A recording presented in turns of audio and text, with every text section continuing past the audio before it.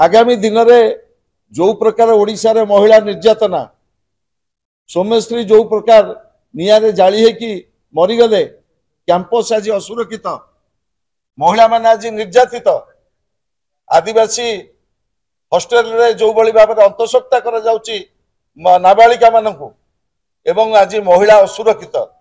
से संपर्क में बिजु जनता दल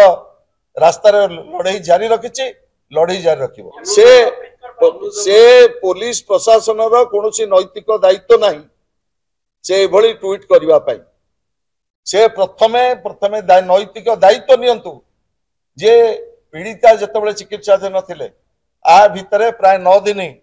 घटना घटिलानी 15 दिन घटना घटिलानी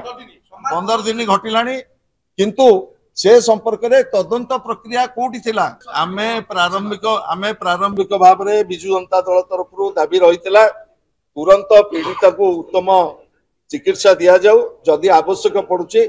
तांको एयरलिफ्ट करके दिल्ली एम्स को निया जाऊ सरकार से कथा करिथिले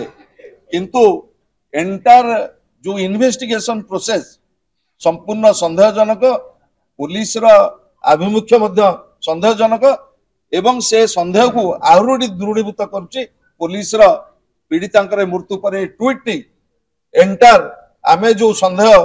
प्रकाश करुचु ताको अत्यंत बलवत्तर करछि ए ट्वीट मु पते कथा आपन को कहि रखिया पई चाहे आपण माने देखिथिबे पार्लियामेंट समय रे कथा जहां बिजु जनता दल रखितिला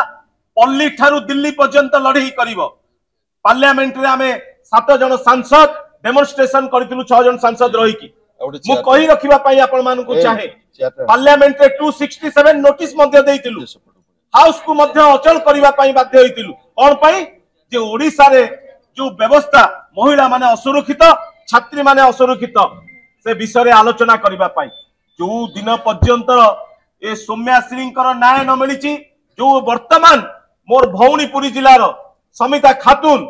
तांको परिवार को न्याय न मिली बिजु जनता दल राजरास्ता रे लड़ाई करिवो तांको परिवार को न्याय मिलवा पर्यंत एवं दोषी को दंड दबा पर्यंत कहा को छड़ा जीव नाही।